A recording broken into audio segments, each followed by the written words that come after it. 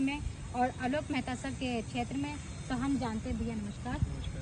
जिस तरह से भैया हम ये जानना चाहेंगे आपसे कि यहाँ पर आलोक मेहता सर जिन्हें आप जानते हैं और क्षेत्र में उनका व्यवहार कैसा है, हम जानना चाहेंगे। मैडम देखिए, मैं आलोक जी को जानता हूँ, अराउंड 15 सालों से मैं उनको जानता हूँ। और जो अपने क्षेत्र में वो काम कर रहे हैं वो बहुत अच्छे तरीके से कर रहे हैं, अच्छे लेवल पे कर रहे हैं और लोगों के सपोर्ट के साथ साथ बहुत अच्छे तरीके से वो आगे बढ़ रहे हैं। और हम लोग भी उनको सपोर्ट कर रहे हैं कि वो आगे बढ़े।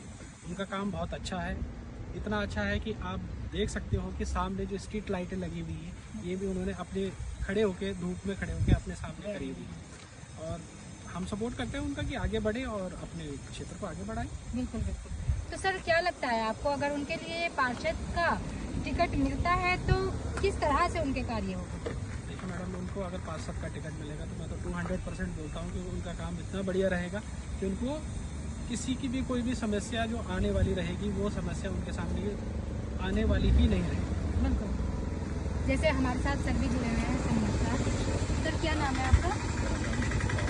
गिरफ्तार सर ये बताइएगा, जिस तरह से एक युवा आपके साथ खड़े हैं और क्षेत्र में उनका नाम बहुत ज़्यादा है और देहरादून के अंदर भी उनका नाम लिया जाता है और काफ़ी अच्छे उनके विकास के कार्य हो रहे हैं, तो क्या कहना चाहेंगे उनके बारे में?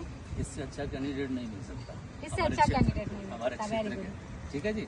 बहुत ही होनहार बच्चा है, सिंसियर है और काम को काम समझ करके करता है। बिल्कुल बिल्कुल, ठीक है ना। देवभूमि उत्तराखंड मानव चेतना न्यूज़ में आप सबका स्वागत है। मैं हूं मालवा और आज हमारे साथ 76 के होने वाले पार्षद एक ऐसे युवा जिन्होंने अब तक इतने सारे काम किए हैं, आलोक मेहता सर, और महानगर महासचिव भी है साथ साथ, और हम उनसे जानते हैं कुछ सवाल। सर नमस्कार।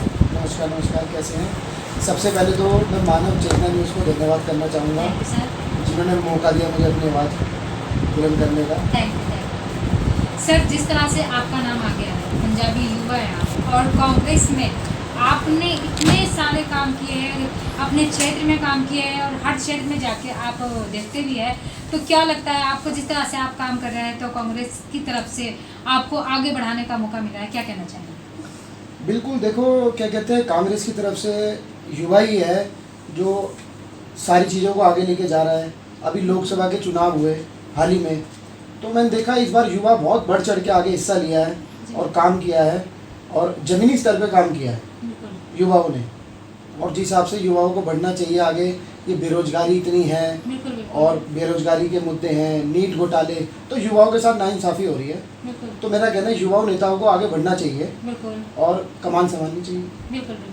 सर जिस तरह से राहुल गांधी का एक बड़ा बयान आया है कि हर वर्ष हर महिला को 1 लाख रुपया दिया जाएगा, तो क्या लगता है कि वाकई अगर जैसे सरकार बनती है तो ऐसा होने वाला है? जी बिल्कुल, ये चीज़ होने वाली है। कांग्रेस के सारे वादे बहुत मजबूत हैं, पहले भी जो वादे किए गए हैं सारे मजबूत हैं। और आपने देखा, लेकिन भाजपा सरकार के जो वादे हैं वो सारे खोखले हैं। 15 लाख रुपए किसके खाते में आए? और भी अनेक मुद्दे हैं। भाजपा सरकार सिर्फ अपना 1-2 मुद्दे हैं उनके पास, इसके अलावा उनके पास कोई मुद्दे नहीं हैं। बेरोजगारी का मुद्दा, किसान का मुद्दा, और इन चीज़ों में उनका कोई मतलब प्रयास ही नहीं है कहीं से भी।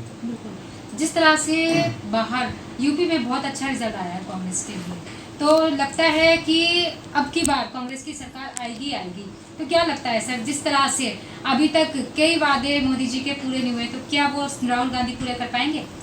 जी बिल्कुल, राहुल गांधी जी करेंगे और कर भी रहे हैं। वो आपको पता, पद यात्रा पूरी क्या कहते हैं, कन्याकुमारी कहाँ कहाँ घूम के आए हैं, मणिपुर साइड वगैरह, अपना मतलब पूरा ऑल ओवर इंडिया वो घूम रहे हैं। तो हर चीज़ में वो युवा भी हैं और आगे भी हैं और सबको मौका दे रहे हैं। मोदी जी सिर्फ 1 मैन शो हैं, सिर्फ भाजपा के पास खाली ये खोखले दावे हैं, सिर्फ 1 मैन शो मोदी जी के ऊपर है। वो कोई भी काम करते हैं, मोदी परिवार, मोदी जी योजना, मोदी जी खाने की जगह, ये हर चीज़ में एक ही को हिटमैन बना रखा उन्होंने, वो गलत है। जिस तरह से राहुल गांधी जी ने एक और वादा किया है कि किसानों को उनको आरक्षण मिलेगा और युवाओं को नौकरियां मिलेगी, तो क्या लगता है सरकार आने से ये सब काम होंगे? जी बिल्कुल फ़र्क पड़ेगा। राहुल गांधी जी इस पर कर भी रहे हैं। कांग्रेस सरकार में नौकरियां आई भी है, मल्टीनेशनल कंपनीज भी बढ़ी है और यूनिवर्सिटी भी आई है और एजुकेशन हमें उनका दिमाग लगता है, मतलब आगे बढ़ाते हैं। उनका मेन कांग्रेस का फोकस ही है कि बेरोजगारी, गरीबी ख़त्म करी जाए, युवाओं को बेरोजगारी से दूर करा जाए, काम धंधे मिले, वो खुद अपना आटा लेंगे, राशन लेंगे। बल्कि भाजपा सरकार चाहती है कि वो 5 किलो राशन दे दे, 5 किलो आटा दे दे अब इतना आत्मसम्मान किसी का बिका नहीं होता, मिडिल क्लास आदमी कैसे सर्वाइव करता है कि वो किसी से भीख ले ले। बिल्कुल। जिस तरह से आगे आपका नाम आ रहा है, तो क्या लगता है कि विकास के आपके कार्य क्या होंगे अगर आपको पार्षद के लिए चुना जाता है? जी देखो, मैं अगर पार्षद बनता हूँ फ्यूचर में तो मेरा कार्य होंगे कि लोगों के निजी काम हो, निजी काम में उन्हें कोई समस्या हो, जैसे पेंशन में हो, और भी कई नगर निगम के छोटे मोटे बहुत कार्य होते हैं, पर्सनल लाइफ के भी होते हैं, तो मैं उनके साथ खड़ा हूँ। बाकी क्षेत्र में तो मैं अभी से ही काम कर रहा हूँ, जैसे साफ़ सफाई की कोई समस्या आती है तो मैं उसमें आगे रहता हूँ। सोसाइटी में मैंने अपने गेटेड कराई है, और भी मैं लोगों के साथ खड़ा रहता हूँ। स्ट्रीट लाइट वगैरह कोई ख़राब होती है तो उसमें भी आगे हैं। बाकी मेरा मेन वो रहता है कि साफ़ सफाई बनी रहे। बिल्कुल बिल्कुल। तो सर जैसे हमने अभी आपका वार्ड देखा भी है, आपका वार्ड बहुत स्वच्छ और साफ़ सुथरा भी है, तो हमें लगता है कि वाकई में हम अपने दोस्तों से भी यही कहना चाहते हैं कि आलोक मेहता सर को आगे लेकर आएँ और उन्हें पार्षद के लिए चुनें। और एक युवा भी हैं, और युवा के साथ साथ मैं ये भी कहना चाहूँगी जिस तरह वो एक्टिव है, एक्टिव के साथ वो जो अपने क्षेत्र में कार्य कर रहे हैं। सर हमने सुना है कि आप बहुत सालों से इस जो राहुल गांधी के साथ जुड़े हुए हैं, तो क्या लगता है किस तरह के आपके विकास हैं? देखिए विकास तो क्या कहते हैं हमने किए हैं, शुरुआत से ही करते आ रहे राहुल गांधी जी से।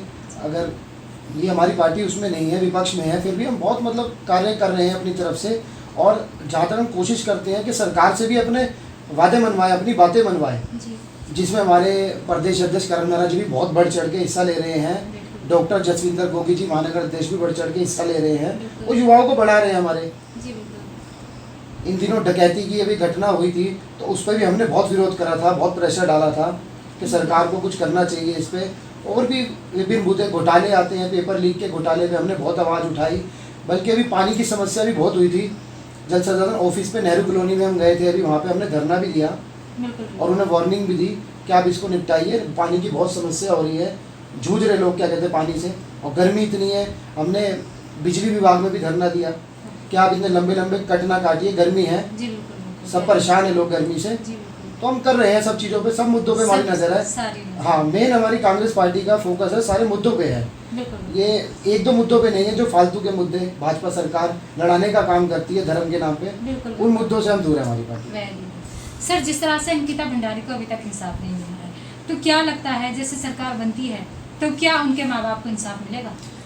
बिल्कुल मिलेगा। हमने विपक्ष में रह के भी अंकिता भंडारी के बहुत मुद्दे उठाए हैं और बहुत आवाज़ उठाई है, जिससे आपने देखा उनका फार्म हाउस रातों रात हटा दिया गया, उन्हें डर था क्या कहते हैं अपना।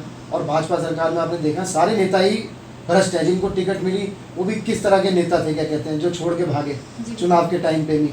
तो अंकिता भंडारी के मामले हमने गांधी पार्क में बहुत क्या कहते हैं प्रदर्शन भी करे हैं, तो बहुत उठाया हमने, कम से कम 8-10 से प्रोग्राम हमने अंकिता भंडारी के मुद्दे पे करे हैं, आवाज़ उठाई है। तो थोड़ा अगर सरकार आती है, थोड़ा हमें हौसला मिलता है तो हम बिल्कुल इसको उठाएंगे और जो इसमें गुनाहगार होगा उसको बिल्कुल सजा दिलवाएंगे। सर जिस तरह से लगता है आजकल स्कूल में, प्राइवेट स्कूल है या वैसे स्कूल है, फीस बहुत ज़्यादा बढ़ गई है और बच्चे पढ़ ही नहीं रहे हैं, तो क्या लगता है आप किस तरह से अगर सरकार बनेगी तो बच्चे किस तरह, स्कूल में, प्राइवेट स्कूल है या वैसे स्कूल है, फीस बहुत ज़्यादा बढ़ गई है और बच्चे पढ़ ही नहीं रहे हैं, तो क्या लगता है आप किस तरह से अगर सरकार बनेगी तो बच्चे किस तरह से अपना फ्यूचर बताएंगे?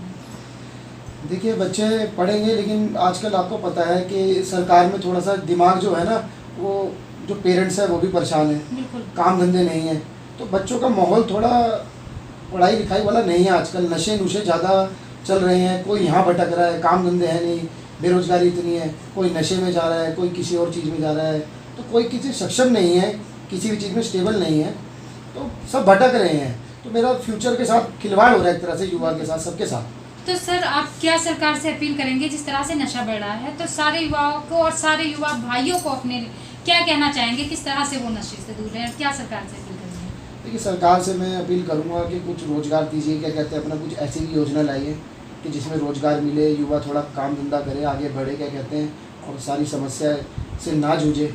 आपने तो रोड पे लाके रख दिया युवाओं को, क्या कहते हैं, तो काम धंधे ना होने से आप उन्हें वादे करते हैं कि राशन ले लो, ये ले लो, वो वादे सारे आपके वादे खोखले हैं। तो मेरा कहना कुछ सरकार की अपील है कि कुछ सोचना चाहिए युवाओं के बारे में। बिल्कुल।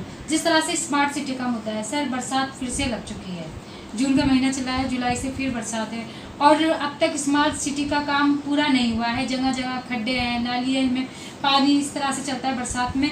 तो ऐसे अधिकारियों के लिए आप क्या कहना चाहेंगे, क्या सरकार से अपील करेंगे, क्या मोदी जी के लिए कहना चाहेंगे कि अभी तक की जो वादे थे वो पूरे नहीं हुए?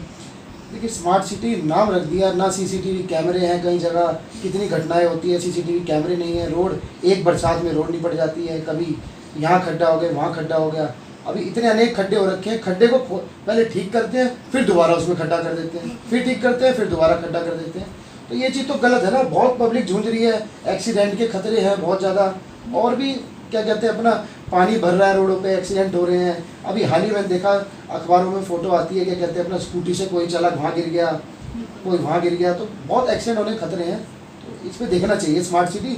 बाकी मेयर साहब ने अभी चुनाव के टाइम पे थोड़े बहुत मैं देखा काम लास्ट में हुए, नहीं तो 5 साल कोई स्मार्ट सिटी वाला कोई कार्य नहीं हुआ। जिस तरह से नगर निगम के चुनाव नज़दीक है, तो क्या लगता है जैसे 18+ के बच्चे अपना चुनाव देंगे या मतलब वोट डालेंगे, तो क्या कहना चाहेंगे ऐसे युवाओं के लिए कि जो अपनी वोटिंग करें, किस तरह से करें? देखो, 18+ के उनका पहला वोट होगा। बच्चों को मैं एक अपील करना चाहूँगा कि उनका पहला वोट है तो उनको एक काबिलियत के ऊपर वोट देना चाहिए।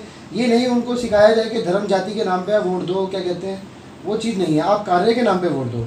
आपके क्षेत्र में कौन कितना सक्षम है, किस तरह भूमिका निभा रहा है कार्य में, आपके लिए कितनी आवाज़ उठा रहा है, और आपके भविष्य से जो खिलवाड़ कर रहा है उसको तो मेरे हिसाब से वोट नहीं देना बनता बिल्कुल। आप उसको दीजिए, युवा को दीजिए, जो भी आपके वहाँ से लड़ रहा है उसको दीजिए, जो काम कर रहा है आपके क्षेत्र में, आपको आगे बढ़ा रहा है, आपके साथ निजी परेशानियों में खड़ा है, तो उसको आगे बढ़ाइए, मेरा कहना है। ठीक है, थैंक सर। तो हमारे मानव चेतना न्यूज़ के चैनल से आप पूरी जनता को क्या संदेश देंगे जिस तरह से आप भाषण की तैयारी कर रहे हैं? मेरी जनता से वकील है कि आपका बेटा इस बार तैयारी कर रहा है, तो कृपया करके मुझे अपना आशीर्वाद दीजिए, क्या कहते हैं।